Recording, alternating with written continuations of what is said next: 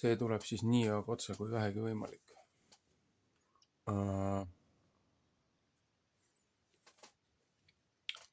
Niinimetatud kerkimata leivategu. Kuidas vähemalt mina seda teen.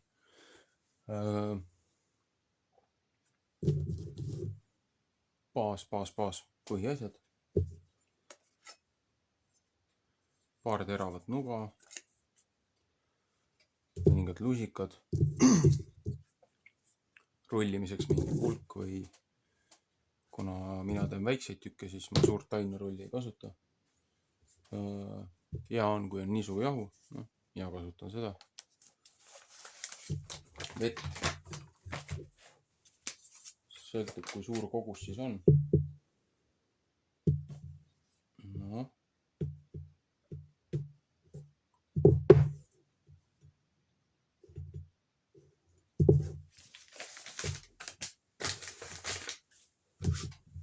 Esialgu võtan siukse väikse kohvitassi jagu.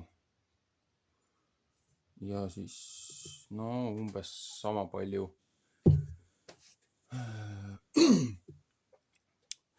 suhkrut, või mitte suhkrut, sama palju vett.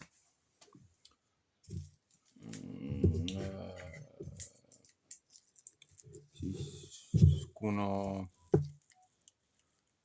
öeldakse, et kasutada mõrusi marju, aga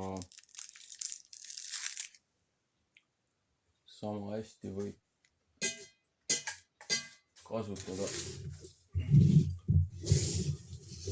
pipart, soola, sibulaid. Mina kasutan tavalist sibulat.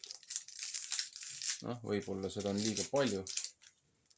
Mina olen selle koguse jaoks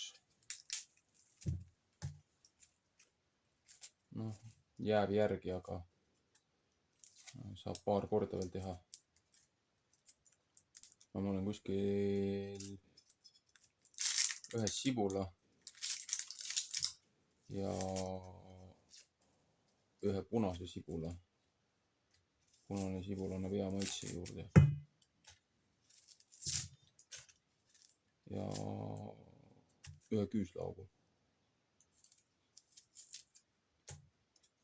Ja siis umbes mingi väike sibul. Ja siis mingi magustoidulusika täis.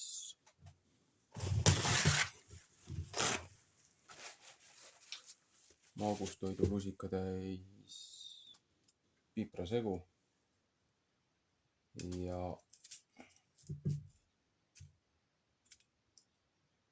Ja soola.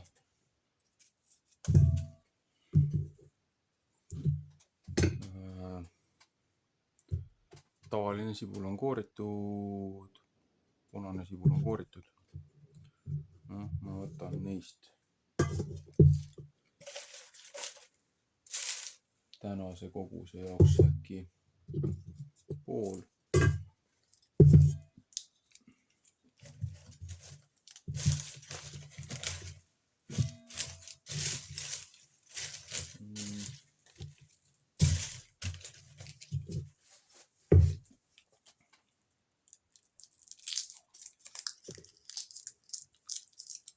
Ja siis küüslauk.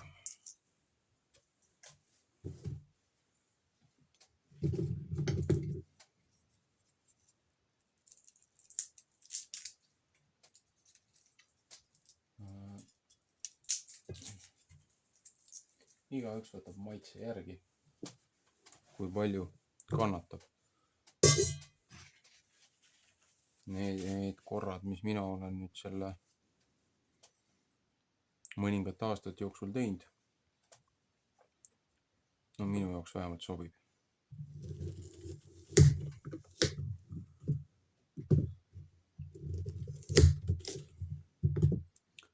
Vahest pakun võib-olla pipraga natukene üle.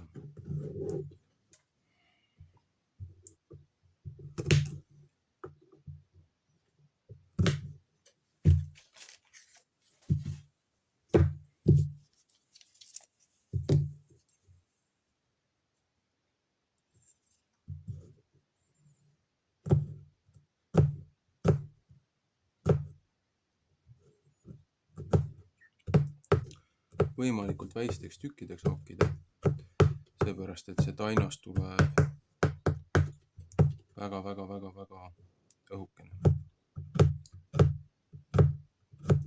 Vähemalt nii, nagu mina seda teen.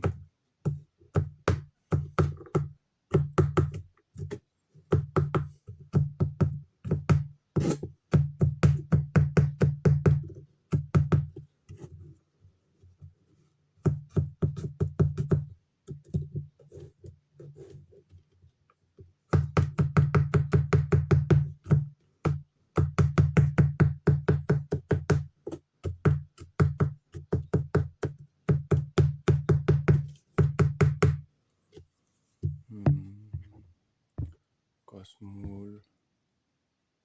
Ahah, nii. Lennukirežiim on peal. Telefon, internet, kõik asjad on välja lülitatud. Ma ei tea nüüd, kas ma teen selle video ühes tükis või vahepeal katkestan.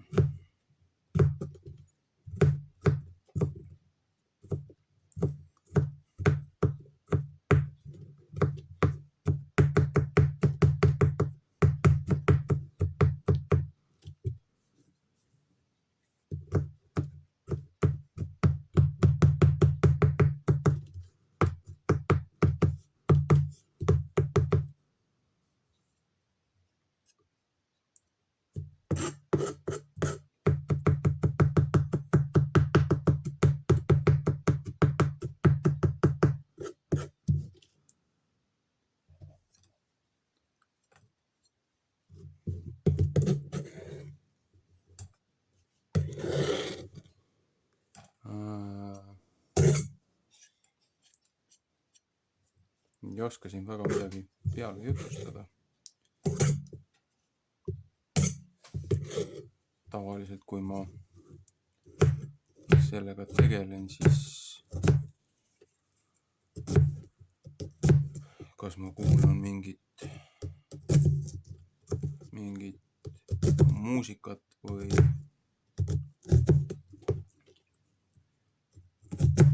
mõnda nädala lugemist, õpetustsüklit, piiblitundi, võib-olla kellegi teise tehtud. Erinevad mõningad kanalid, mida ma aegade jooksul poole kõrvaga kuulan. Et olen tähele pannud, et inimestel on küll algselt hea tahe ja plaan, aga kui hakatakse liiga mingitesse dogmadesse kinni jääma, siis ma ei ole võimeline nagu seda informatsiooni enam vastu võtma, seepärast et kõige tõsisem probleem, mis meil nii-öelda kirikuga on, et kui sa ei usu nii-öelda kolmikjumalasse, et Jumal on kolm isiksust, et Jumal on looja ise, siis ta on püha vaim, on ta teine isiksus ja siis Kristus on ta kolmas isiksus, mis tegelikult vanad tekstitüürikud absoluutselt ei kinnita seda. Kõik tekstid, mis Kristusest räägivad, ütlevad, et tema on ainus looja sündinud poeg. Inglise keeles on selline huvitav sõna nagu begotten ehk siis nii-öelda esmasündinud. Et kui lugeda neid vanu ingliskeelseid tõlkeid, siis see ja see bigot, selle ja see bigot, selle eesti keeles mingisugused versioonid ütlevad, et mitte sündinud, vaid vanemas eesti keeles ütleb, et on poeginud. Ehk siis esmasündinu ehk poeginud. Ja väga mitmel korral Kristus ütleb otse, et tema ei tee midagi omaenda tahtest, kõik, mis ta teeb, on isa käsul, isa õpetusel, isa soovil. Nüüd see Kristuse ristimine, sellel on iseenesest väga mitu aspekti. Kui minna sellesse informatsiooni natukene sisse. Esiteks, kogu see Leevide preestriklass, et kui kuninga tiitel jagati kaheks seal mäe peal, kui Mooses loojalt 10 sõna sai või 10 käsku või 10 õpetust, siis lahutati ära kuningas preester. Vanasti oli see Melchisedek order. Ehk siis kuningas oli ülempreester. Aegade alguses sedasi olnud. Et kõige kõrgem nii-öelda vahepuhver loojaga ükskõik mis ülemvalitsejad või teemonid või langendinglite poega ehk siis oma nii-öelda jumalusi kummardasid, kelle poole nad pöördusid. Siis kuningas oli alati ülempreester. Ja läbi aegade siis tal olid teised nõuandjad, teised preestrid. Et siit tulevadki need hõimude pealikud, šamaanid, kes olid ka ühtlasi nii-öelda ülempreester ja tegelikult nii-öelda sõdalase või siis selle peakindrali vist veel kõrgemal. Ehk siis, et ikkagi kuningaspreester. Seal Siinai mäel jagati nad siis kahte. Lahutati siis kuninga kepp ja preestriklass ära. Ja tekkis siis see preestrikond ja tekkis siis valitseja. Aga et uuesti see üheks kokku saaks, Kristus pidi sündima siis läbi kuninga vereliini ja ühtlasi läbi preestri vereliini. Ja kui nüüd selle geneoloogias minna tagasi läbi kogu selle vanade tekstide ja ürituste, siis ta pidi tulema juuda hõimust, ta pidi olema nii-öelda Leevi hõimuga seotud, ta pidi tulema siis nii-öelda kõige puhtamatest. Aga kohe alguses peale hakati operatsioon leverage, et vastukaal. Et juba kui aias saadi see ennustus naise ja ussi vahel. Et üks hammustab kanda ja teine astub pea peale.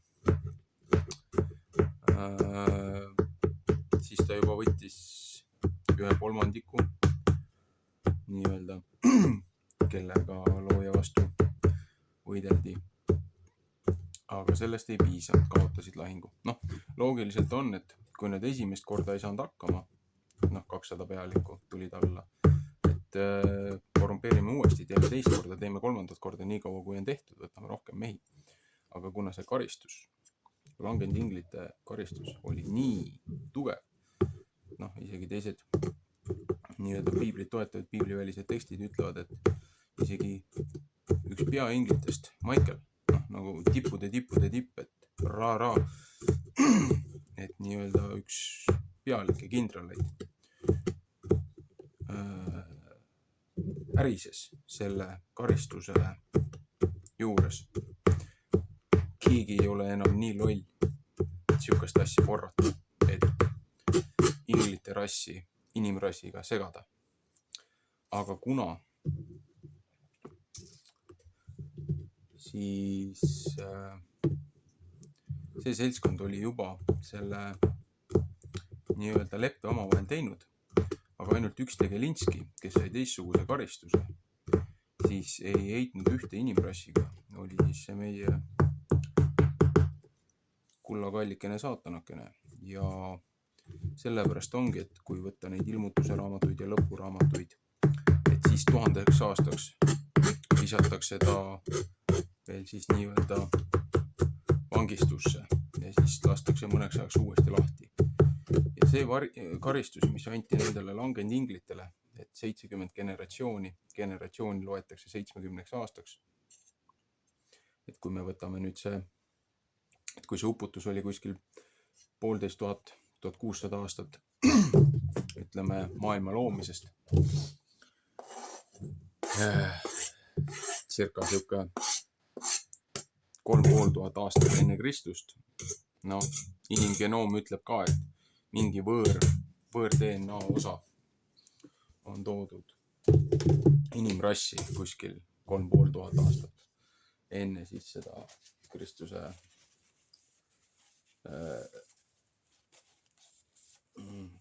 maa peal kõndimist. See on see hübriid või see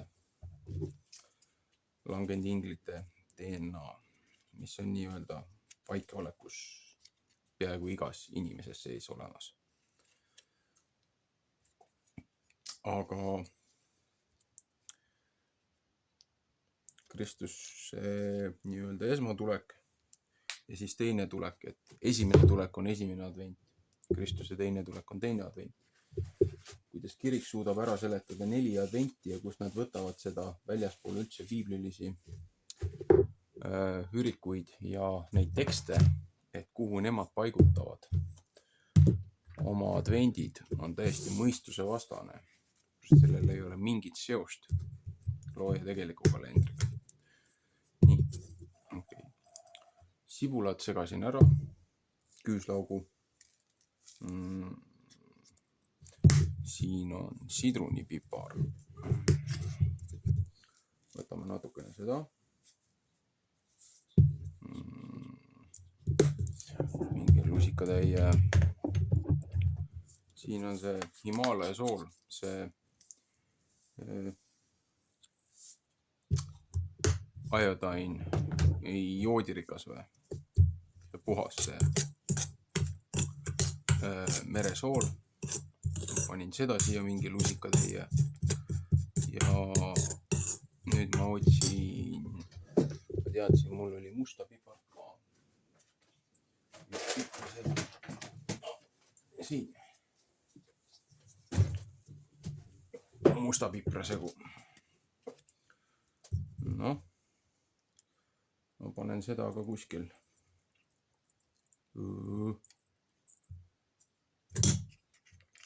lusikatäie või noh, niimoodi selle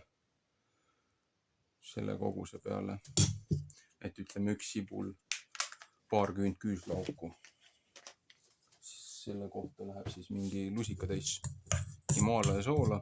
Kui ei ole Himaalaja soola, võib tavalist ka panna, aga see on palju efektiivsem, palju kasulikum, palju puhtam. Nii.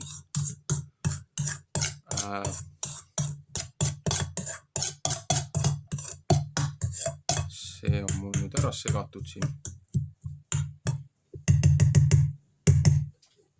Ma lasen sibulal natukene olla. Kuskil ma jäin jutuga pooleli. Langenud inglite karistusaeg. Langenud inglite karistusaeg ja saatana karistusaeg.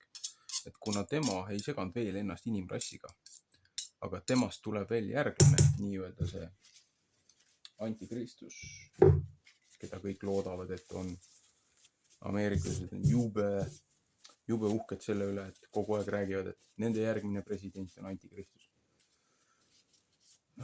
Kuidas saab sihukese asja üle väga uhke olla, see oma asi, aga arvestades konteksti, et avatud õpikuraamatu nii-öelda küsimus. Kui ta tuleb põhjatust august ja idast, merest, siis ei ole ta ei mingisugune Aafrika või Ameerika või Vatikani mingi paavst või president või kes iganes. Ta on konkreetselt väljaspool meie kontseptsiooni Tegelinski. Aga ühesõnaga see 70 generatsiooni, kui võtta see enne Kristust aega ja nüüd Kristuse aeg ja nüüd jõuame tänapäeva nii-öelda, kus see tööstusrevolutsioon algas.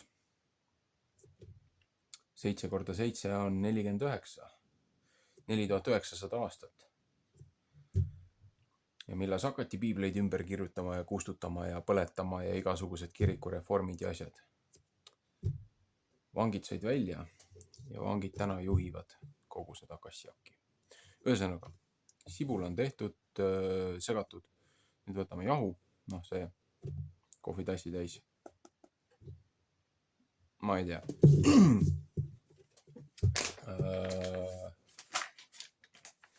Ühesõnaga tunde järgi.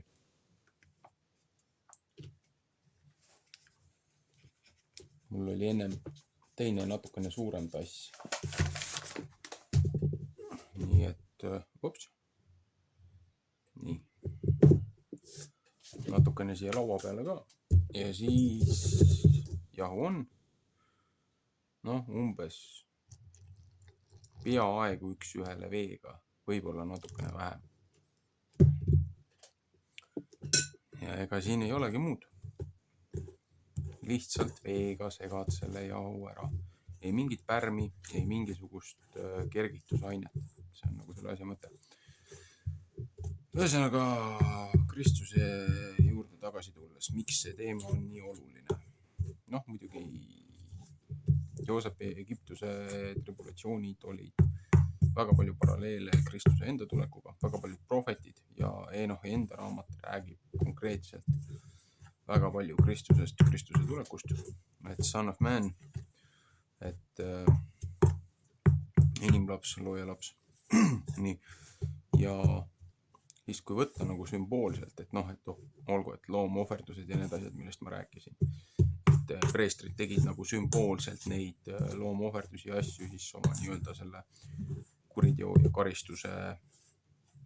karistuse eest või karistuse pärast, et ohverdati templis siis neid loomi, et harjutati nagu seda näitamaks, et kuidas see asi käib, mis tehakse. Jällegi, iseenesest on raske teema tänapäeval eriti aru saada sellest. Nendel on kõigil on oma sümbolism ja oma mõte taga. Ja kui me jõuame nüüd sellesse hetke, kui Kristus ristiti, siis sellel võib vaielda, et oli teisipäev, võib vaielda, et oli kolmapäev, kui me läheme nüüd sellesse kosmilisse kalendrisse, seepärast, et sa ei saa reede õhtust pühapäeva hommikuni kuidagi 3 ööd ja päeva. Et kui küsiti, et mis on see märk,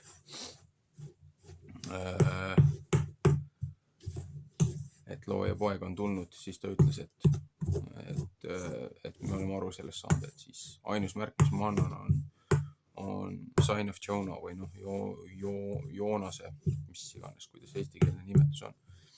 Tema oli ju Ninevat, pidi neid hoiatama tuleva ohu eest, aga keegi ei tahtnud kuulda ja siis tema ise jooksis sellest ära, ta ei tahtnud üldse see prohvet olla.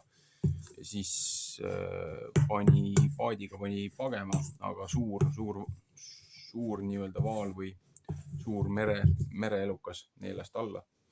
Ja ta oli 3 ööpäeva selle kõhus. Täpselt samamoodi nagu Kristus oli 3 ööpäeva, oli surnud, ennem kui ta uuesti üles tõusis. Ja siis ongi, et sümboolselt Kristuse ristis olek on ju esiteks tagasi, mis selle asja üldse mõte on. Inimohvrit looja ju kunagi ei aktsepteerinud, et oli alati puhas, rikkumata, ilma plekita, ilma peata nii-öelda loomohver, olgu see siis puhtad loomad, nii-öelda oinas, lammas, kits,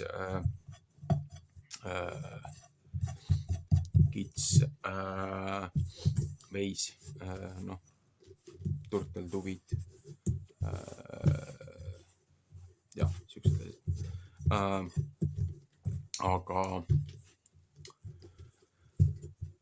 jõudes ka tagasi selle preestri klassi juurde, selle korrumpeerunud preestri klassi juurde, kes sellel ajal nii-öelda toimetas seal, seepärast, et nemad ei olnud üldse seaduslikudki ja nemad toimetasid üldse teise kalendri järgi, seepärast, et nad isegi ei teadnud õiget kalendrit, seepärast Aleksandri vallutuste aeg keelati kasutada õiget looja kalendrit ja mindi kuukalendri peale, selle uue kuu sünni kalendri peale, see samune kalender, mida meil okultism kasutab ja meie suured maaarmastajad ja Kaia inimesed ja kõik need, et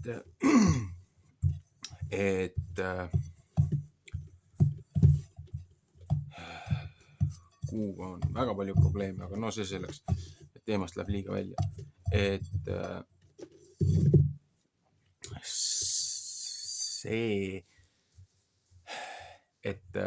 kogu asja tuum ongi see, et miks siis nagu Kristuse see ohver oli nagu tähtis.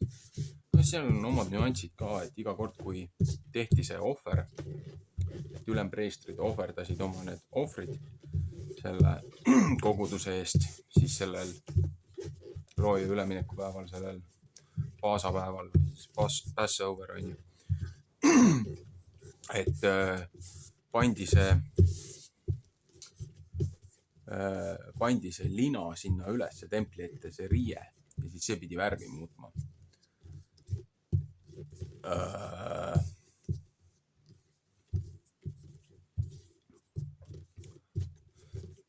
Ma võin nüüd eksida, kuidapidi see oli, et kas punasest valgeks või valgest punaseks.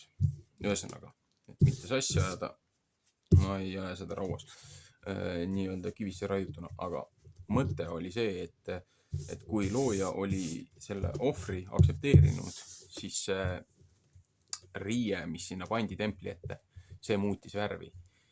Ja siis põhimõtteliselt 40 aastat enne Kristust väidetavalt ürikute järgi mitte kordagi see ei muutnud seda värvi, see riie, mis seal rippus templi ees. Ja siis sellel hetkel, kui siis templis toimusid nagu nii-öelda need ohverdused ja samal ajal, kui Kristus risti löödi ja siis, kui Kristus suri, väidetavalt oli viimane siis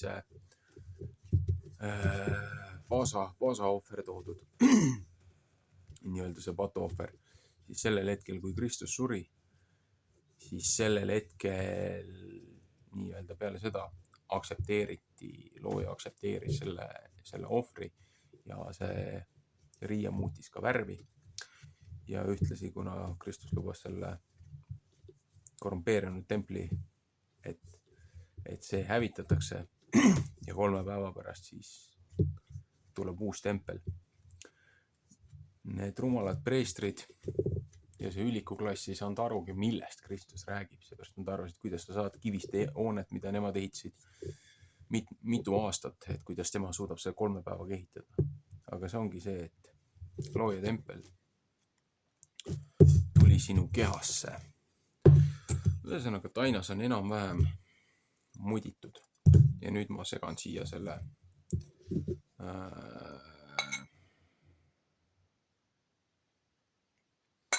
ütleme pool kogusest või.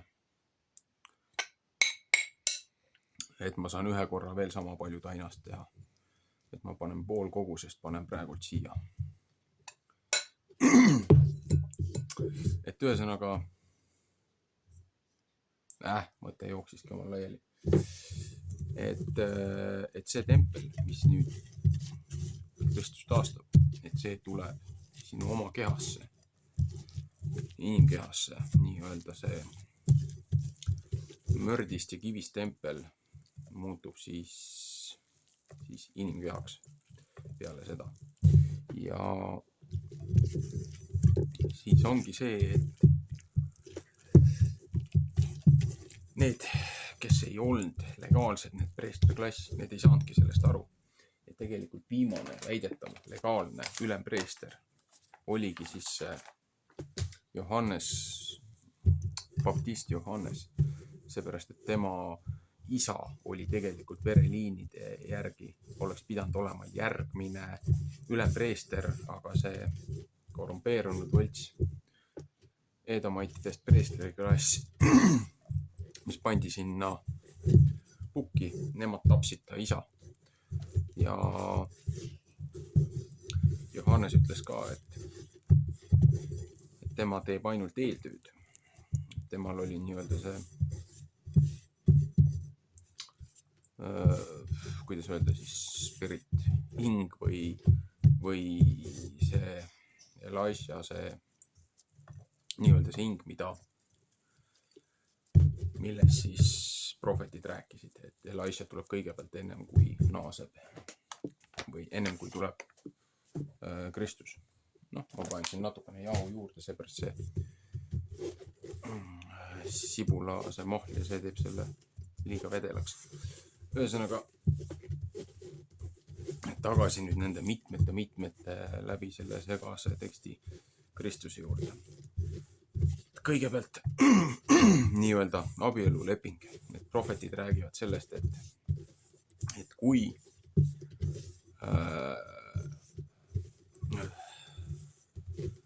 naine nii-öelda rüvetab abielu, et läheb väljaspool oma meest kellegiga magab.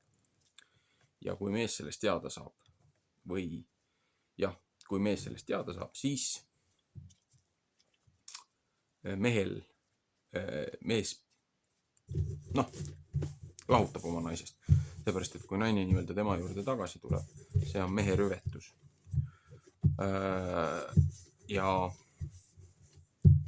viimastes prohvetide raamatutes ta ju looja lahutas ennast nii Põhjakuningriigist kui Lõunakuningriigist, nii Iisraelist kui Juudast, seepärast nad mõlemad ju käisid ja ohverdasid oma lapsi nendele Babyloonia müstitsismi ja nendele nii-öelda jumalustele, nendele teemonitele.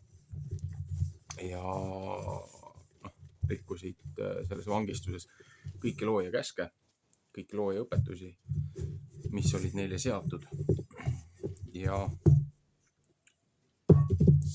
Aga siis ongi see, et kui mees oma naisest lahutab, siis ta ei saa seda kunagi tagasi võtta. Aga mõni rida edasi selles samuses prohvetis ta ütleb, et looja võtab oma pruudi siis nii-öelda oma selle rahva tagasi. No, kui juba need langenud inglid, kes ta käsku seal ei kuulanud, et hoida ennast inimrassist eemal. Et kui nende karistus oli juba, mis oli, siis kuule, kes nendest teistest olemasolevatest julgeb nüüd öelda, et kuule mees, et sa ise tegid seaduse. Kui sa lahutad oma kaasast, siis sa ei saa seda kunagi tagasi võtta. Aga seaduses on üks klõks, mille nagu apostel Paul hiljem läbi ammustas. Ainult siis võib mees oma naise tagasi võtta, kui ta oma naise eest sureb. Ehk siis peale ülestõusu. Ja nüüd Kristuse ristimine oli nii ühtlasi see täiuslik ilma veata ohvritall, Lamb of God, looja lammas, lambatall või oinatall. Ja ühtlasi tema oli ka seal ristis suremas, kui siis nii-öelda looja esindaja, et mees suri selleks, et oma kaasa tagasi võtta. Ja nüüd Juudas ju müüs ta maha 30 tüki hõbe eest ja Joosepi ajal ju oli see Potiferi, Egiptuses ju see Potiferi võld, noh, paralleel sarnase nimega, et kuna tempel surmaraha või mõrvaraha vastu võtta ei saa, et ta ei või seda oma kassasse panna seaduse järgi, et siis kui see Juudas sai aru, et ta oli peremehe poja reetnud, tahtis raha tagasi viia, aga preestrid ei võtnud seda raha vastu. Ja kuna templisse ei võinud seda raha panna, siis selle eest osteti siis see väli. Aga see summa, mille eest Kristus maha müüdi, Vanas Testamendis, nendes vanades tekstides ju räägib, et nii palju maksad meesorja eest, nii palju maksad naisorja eest, nii palju maksad siis nii-öelda selle, oli see vist alaealised või? Ühesõnaga, see summa, mille eest Kristus maha müüdi, oli sama raha, mis oli nii-öelda naisorja eest. Ja nüüd jõuame järgmise huvitava punktini, paralleelini Kristuse ristimisel. Ta oli nii meesrollis seal risti peal kui ka nii-öelda naisrollis. Ta võttis enda peale nii-öelda kogu selle süü, kogu selle karistuse. Pärast, et seal seaduses, Vanas Testamendis on ka kirjas selline huvitav peatükk, et kui mees kahtlustab, et ta naine on teda petnud, siis selle jaoks on üks test. Keeratakse kokku niisuguse mõrkjas mõrujook ja antakse naisel seda juua, siis nagu tunnistajate silme.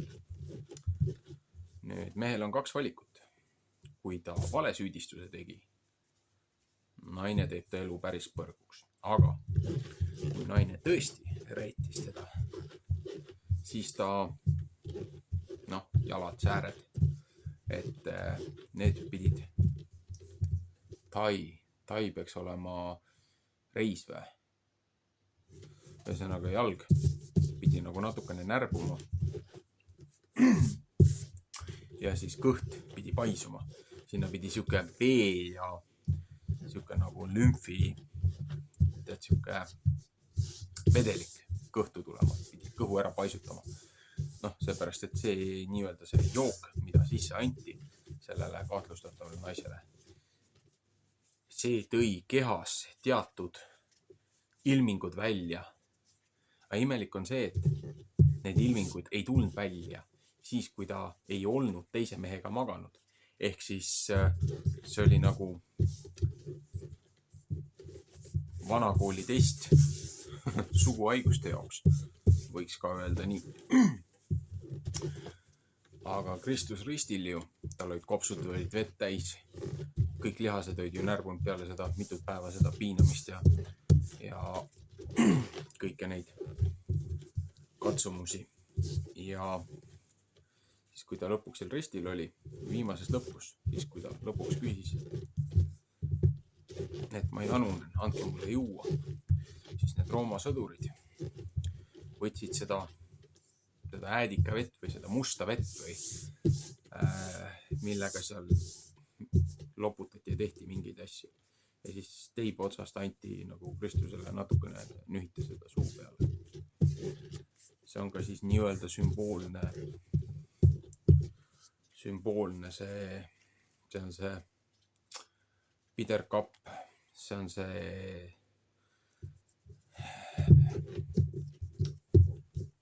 see sümboolne joogikapp, millest ta siis seal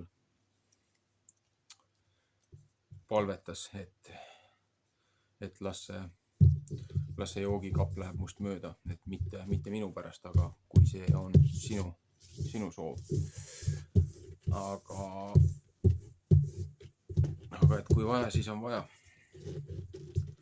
Ja siit ongi väga palju paralleele, väga palju sümboole.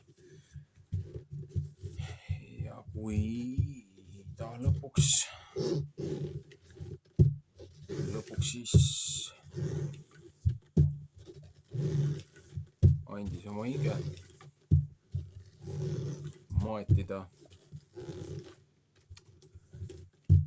ta siis nii-öelda sinna koopasse või hauda, rikkamehe hauda, kus ei olnud kedagi veel maetud.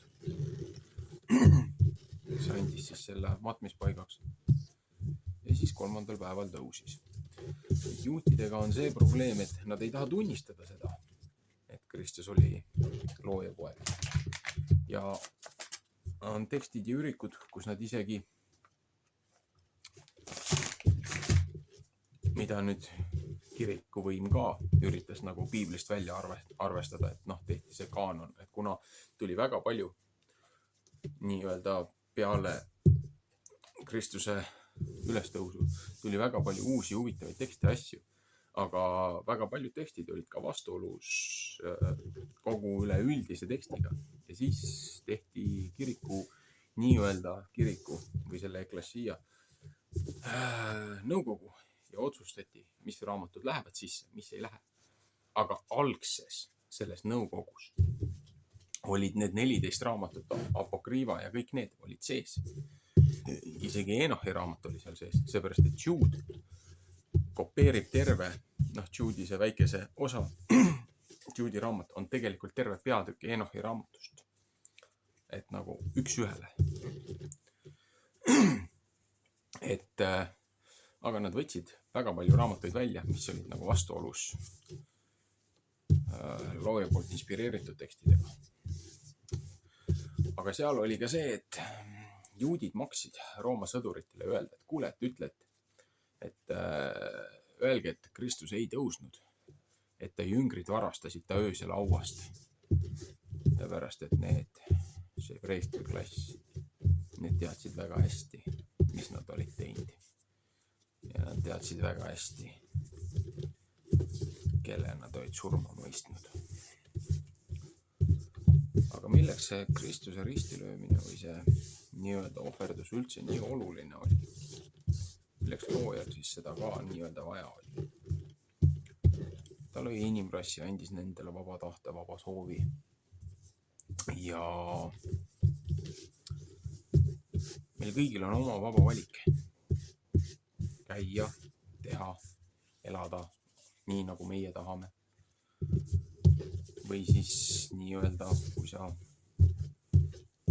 oled kuskil, sul on teatud reeglid, üürid maja, üürid korterit, üürid eluaset.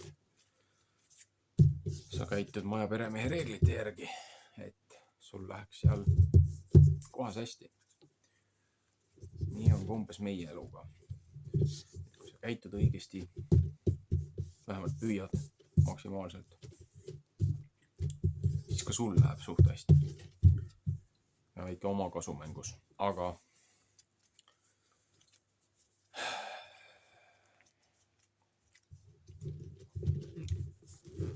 kui sa teed sellele risti vastu, ütleme niimoodi, et kõige paremini see asi ei lõppe. Siin visatakse välja. Aga milleks oli üldse kõike seda vaja? Vaata, meil öeldakse seda, et andestus on nii-öelda, mille jaoks siis andestus on? Kas andestus on vajalik siis sellele, kes käitus halvasti või selle jaoks, kellele tehti halb? Andestus on vajalik sellele, kelle vastu käituti halvasti. Seepärast, et see inimene, kes sulle liiga tegi või kes sind petis või kes sulle valetas või mis iganes kurja tegi. Tead, ta võib täiesti üllalt edasi minna ja õigustada oma käitumist. Ma ei teinud midagi valesti. Lihtsalt nii on. Aga sina elad oma teadmises edasi. Näed, see tegi seda, see tegi sihilikult seda mulle. Ja sa elad selle selle teadmisega ja sa lihtsalt sööd iseennast, et näed, ta käitus minuga pahasti, ma ei saa teda enam usaldada, ma ei saa temaga enam suhelda. Mõtle, kui see on su oma pereliige või kõige parem lähedane sõber või isegi su oma lapsed.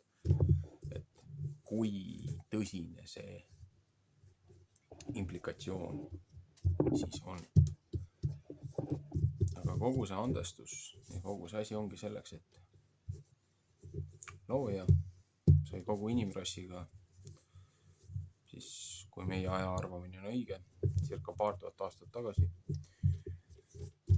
Kristuse ristimisega rahu. Et rahu on lihtsalt selleks, et olgu, ma andestan sulle ja ma lähen oma eluga edasi. Aga mõtle, kui magus ja kui hea saab olema see tunne siis, kui sa oled juba ammu sellele inimesele andestanud ja mingi aeg hiljem täiesti tühja koha pealt ta ilmub välja su ette ja ütleb, tead, ma olen suga halvasti käitunud, ma olen sulle liiga teinud, ma olen sulle kurja teinud, mul on tõesti kahju. Kas sa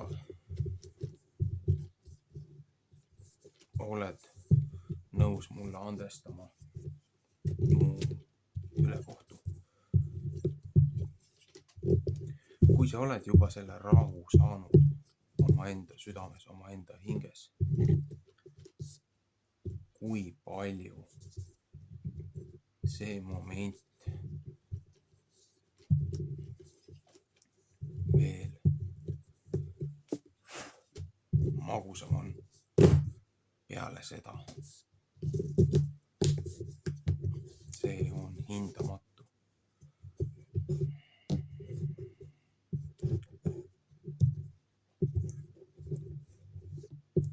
Et kogu see piiblilise kalendri jälgimine ja nende nii-öelda pühade harjutamine ja meelespidamine, seepärast, et need on mõeldud memorial, mälestuseks selle eest, mälestuseks teise eest, mälestuseks kolmanda eest. Need on meelespidamiseks asjadest, mis on olnud, asjadest, mis veel tulevad.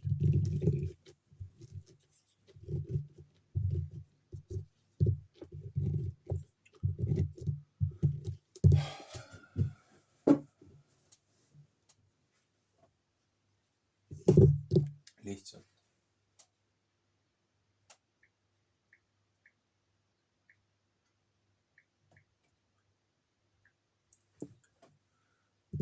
mõtlemiseks kogu sellele asjale. Kindlasti soovitan otsida mul üks eraldi kanal seal, või mitte eraldi kanal, mul selle kanaliga on eraldi kaust mõtlemiseks, äkki kui ma ei eksi. Seal on Canoni altaritest ja Föderaalreservist, kogu see panganduskartelli kassiakist. Ja siis seal mul on paar videot on veel. Seal on peaks olema Rob Skiba oma Ephraim Awakening. Kindlasti soovitan selle ära vaadata selle nädala, selle kerkimata leibade, paasaleibade nädala kontekstis. Ja kel vähegi viitsimist, otsige üles Mel Gibsoni Passion of Christ 2004 äkki või millal ta selle filmi tegi.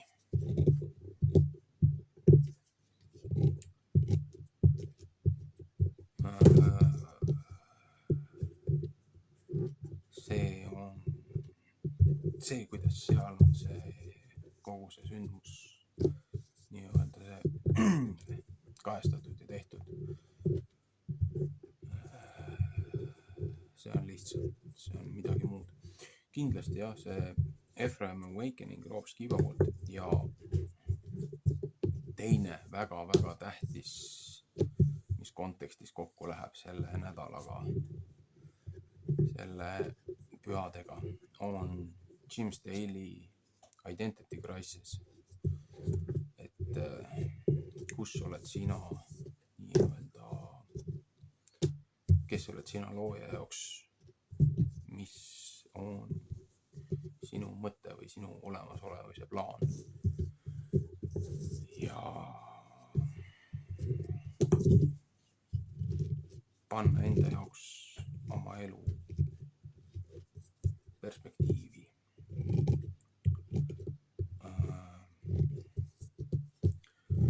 Põhimõtteliselt mul hakkab peaaegu üks osa sellest nii-öelda kerkimata leivateost valmis saama. Varsti läheb pannile. Pliit kööb. Natukene puid juurde panema, võib ka elektripliidil teha, aga mulle lihtsalt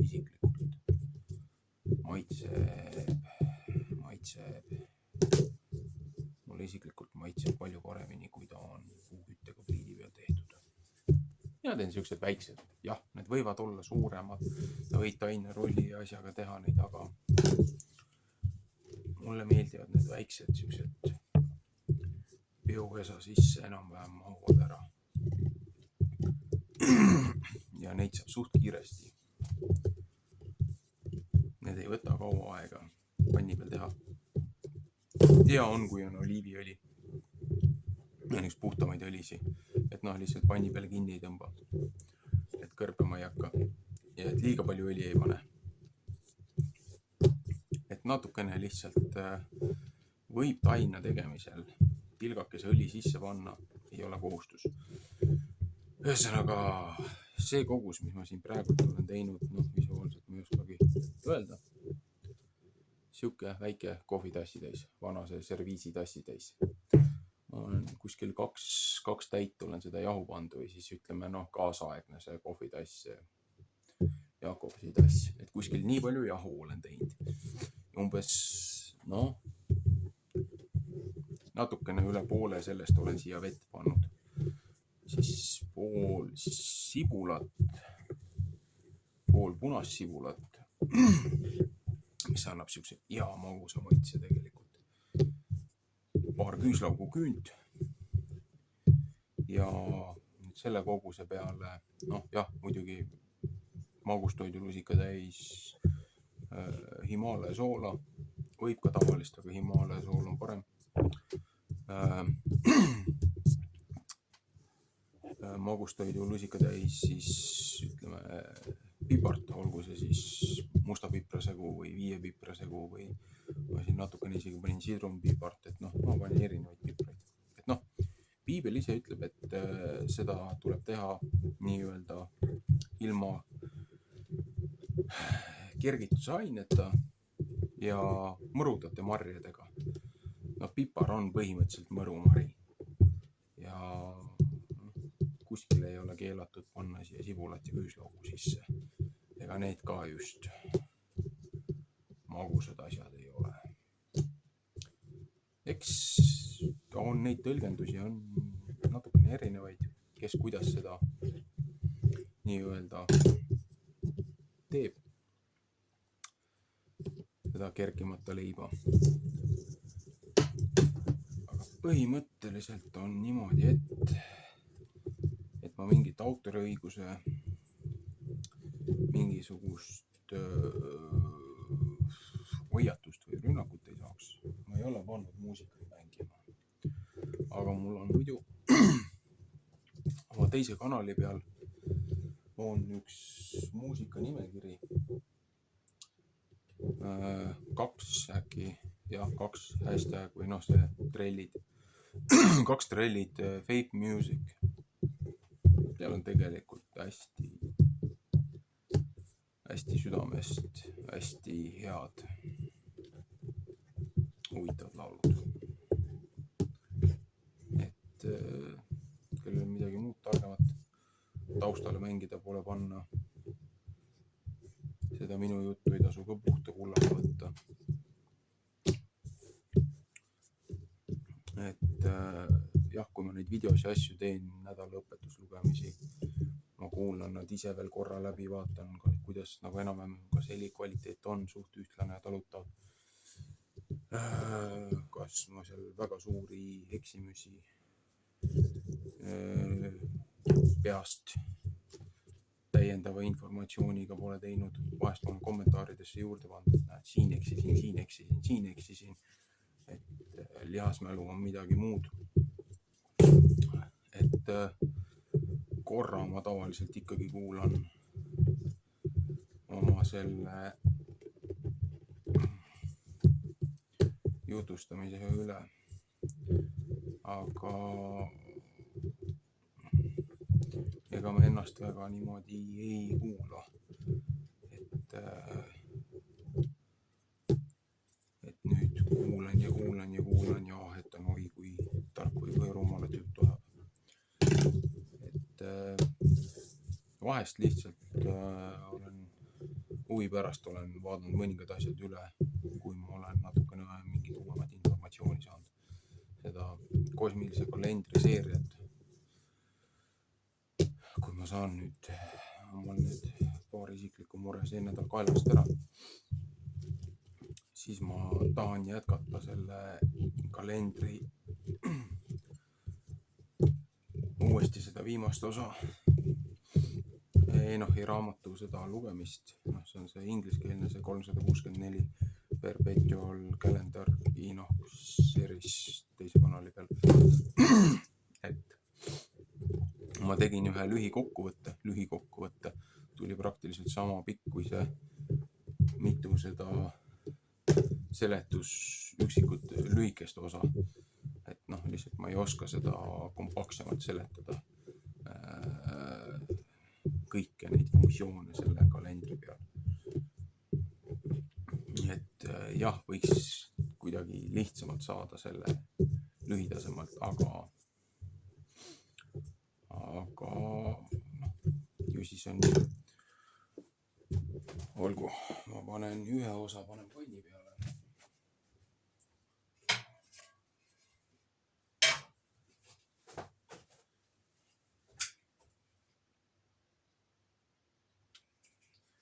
Mul on madal, suht lapik.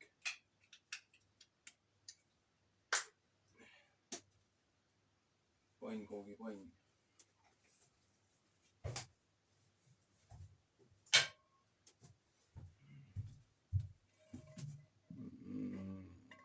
Millega ma seda teen?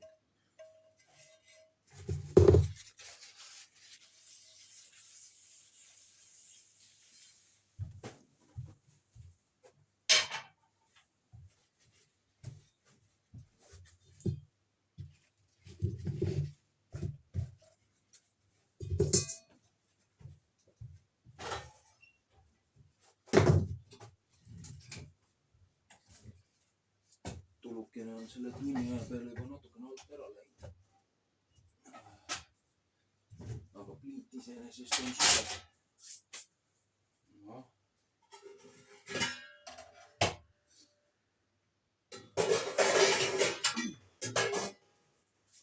Annab rauale natukene kuuma juurde ja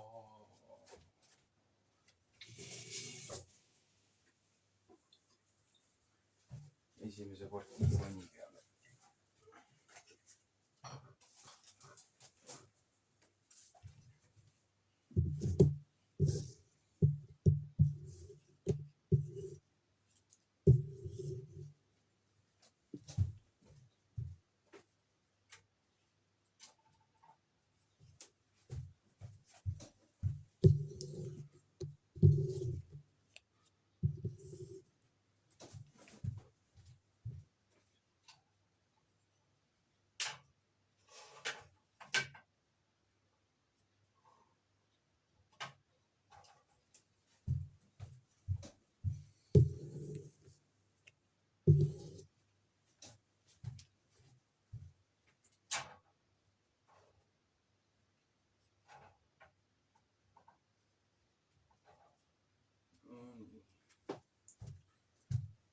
see ei mahu.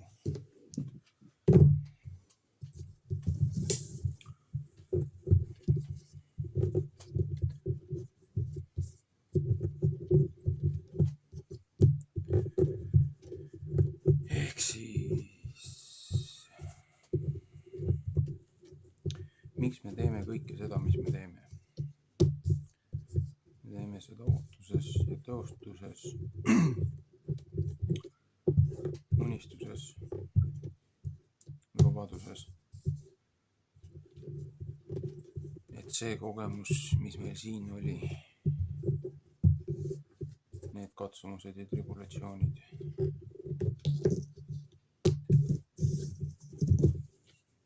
et kes usub, kes ei usu, et elu peale seda elu, missioon ja see, mis on tulemas, et see kogemus saaks helgem olema.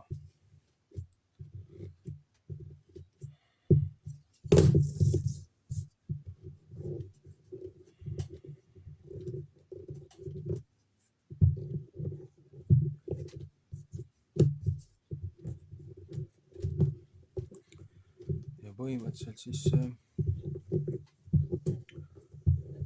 piibliliselt, kontekstiliselt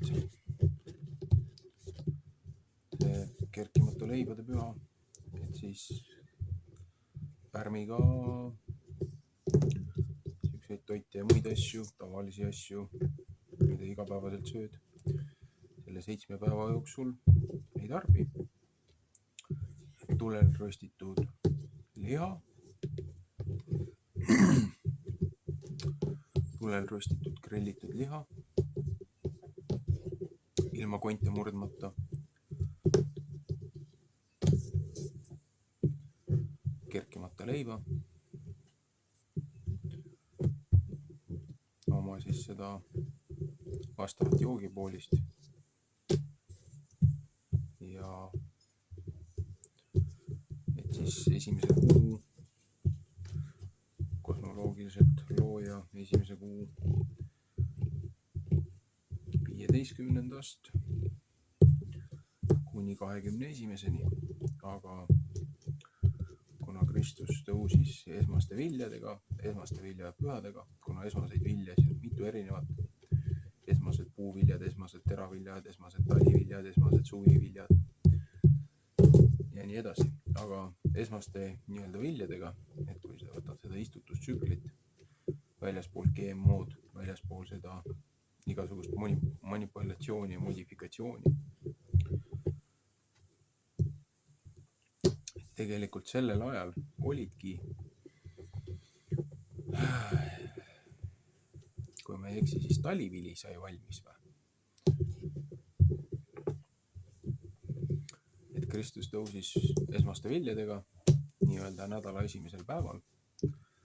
Vähemalt nädala esimeseks päevaks oli ta tõusnud, kuigi üks gospelitest ütleb juba isegi, et laupäeval. Sellepärast ongi see väike kõhklus ja kahtlus, et Vana Testament räägib ju, et looja üleminek ja paasaohverdus oli 14., mitte 15. Aga edasises testamentides räägib nii mõningagi koha peal, et 15. tehti see ohverdus ehk siis patuohverdus. Et tegelikult Kristus ise nii-öelda võttis ka osa sellest Passoverist, aga oma jüngritega, aga kuna kohalik valitsus tollel ajal toimetas vale kalendri järgi, siis juba nende oma tegevused olid nihkes. Aga see selleks.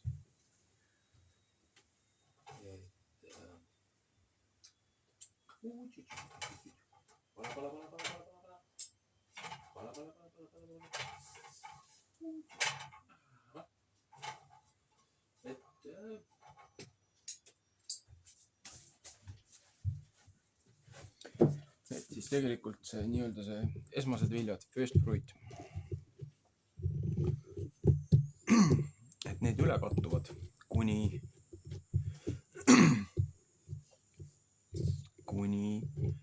siis selle kergemate leibade püha lõppu. Ehk siis pühapäevast kuni, mis ta siis on, 15.–21. Mul ei ole kalendrit ka siin kõrval silme all. Aga noh, see 7 päeva.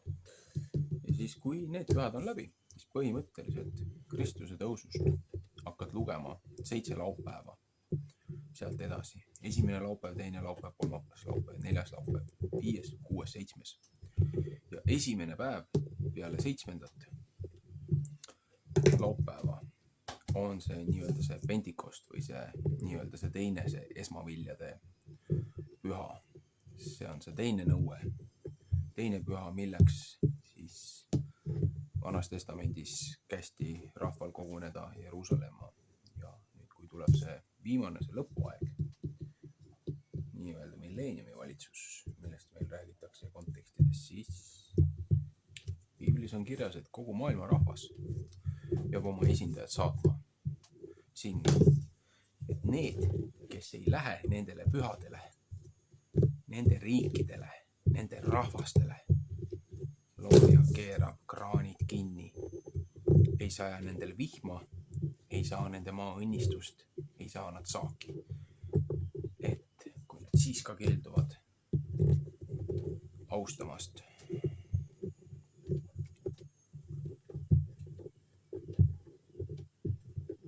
siis õigeid viise, siis need rahvad lihtsalt hävitatakse ära.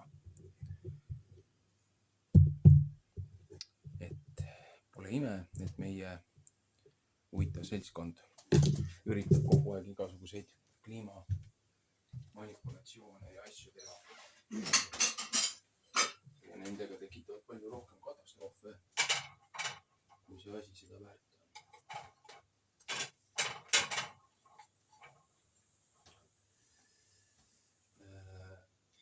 Seepärast, et nad teavad,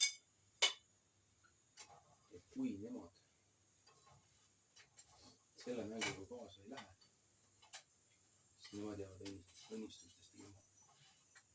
Aga nad teavad juba väga hästi, et nad jäävad õnnistustest ilma nii või teisiti, arvestades mida kõike korda saab. Siis neil ei olegi tegelikult teist valikut.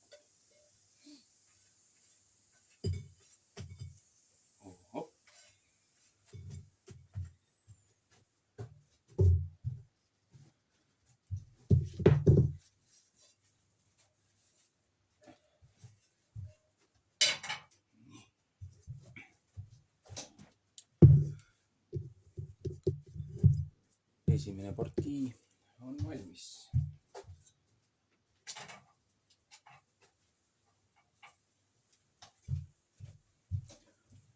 Tunde järgi tuleb vaadata. Seepärast sõltuvalt, kui paksud või kui õhukesed need tehakse. Vastavalt sellele on ka nende küpsemise aeg.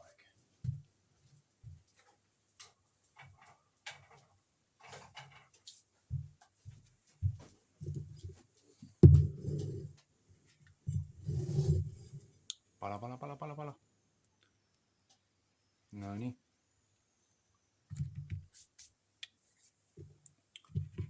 Murrame leiba.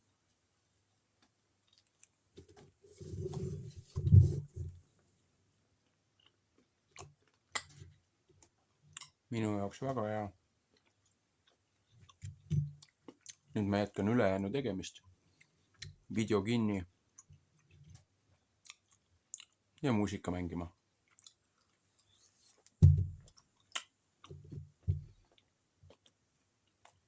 Meeldivaid pühasi neile, kes seda tähistavad.